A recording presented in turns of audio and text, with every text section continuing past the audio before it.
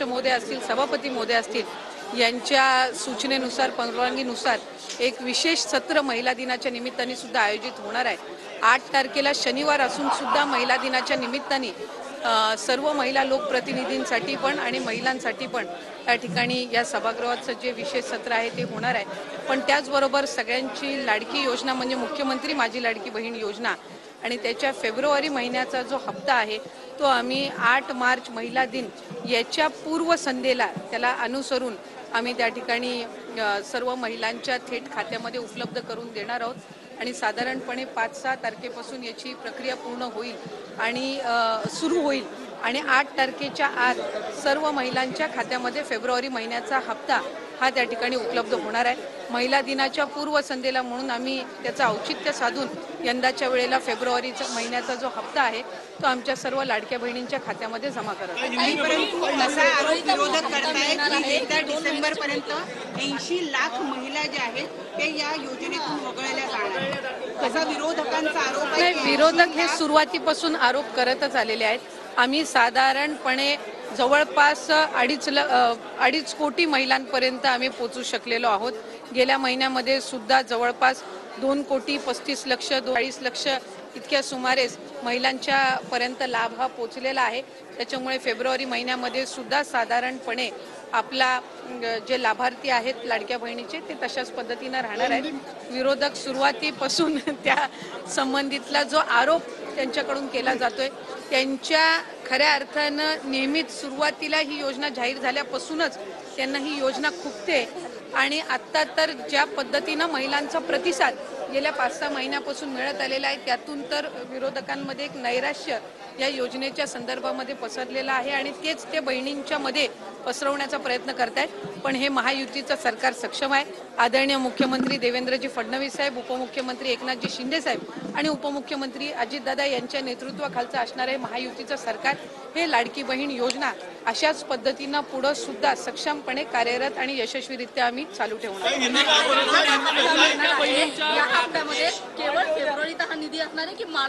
February महिन्याचा जो हप्ता आहे तो आपण महिला दिनाच्या पूर्वसंध्येला आपण महिलांच्या खात्यामध्ये जमा करणार आहोत आणि मार्च महिन्याचा जो हप्ता आहे तो अधिवेशनाच्या कालावधीमध्ये आपलं अर्थसंकल्पीय बजेट आहे आणि ते झाल्यानंतर ज्या वेळेला विभागाच्या वतीने उपलब्ध केलं जाईल त्यावेळेला तो हप्ता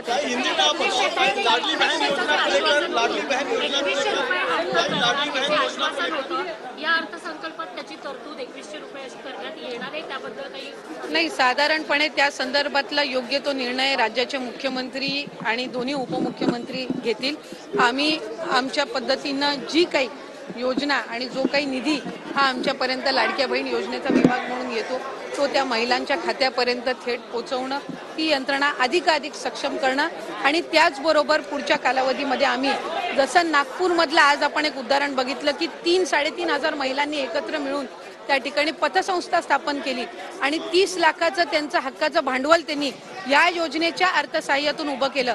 तशाच पद्धतीचा पॅटर्न प्रत्येक जिल्ह्यामध्ये महिलांनी एकत्रितपणाने यावं आणि आर्थिकरित्या सक्षम व्हावं त्यामुळे त्यासाठी आम्ही अधिकाधिक विभाग म्हणून लक्ष केंद्रित करणार आहोत।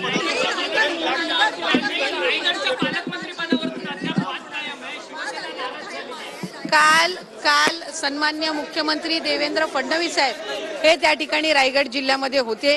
त्यांनी सांगितलेलं आहे की रायगड जिल्ह्याचं पालकमंत्री पद त्या संदर्भामध्ये योग्य तो निर्णय होईल आणि सध्या त्याचं पालकत्व जे आहे ते राज्याचे मुख्यमंत्री आणि दोन्ही उपमुख्यमंत्री करत आहेत। त्यामुळे रायगड जिल्ह्याचा विकास हा कुठेही खंडित होऊ नये याची दक्षता ही त्यांनी निश्चितपणाने घेतलेली आहे। मुख्यमंत्री लाडकी बहन योजना का जो इस फरवरी मंथ का जो लाभ है वो 8 मार्च महिला दिन, जागतिक महिला दिन जो हम मनाते हैं और उसके पूर्व संध्या को ये 5 मार्च से। अजून एक महत्त्वाचं म्हणजे तुम्हाला आजच सांगतो हळूहळू हे लाडक्या बहिणीतल्या बहिणी कमी करत चाललेत। महापालिकेच्या निवडणुकीनंतर भाजपा एक तर कोर्टात जाऊन असेल किंवा स्वतः असेल सांगतील पैसे नाहीत आणि लाडकी बहीण योजना ही भाजपा बंद करेल हे तुम्हाला आज सांगतोय।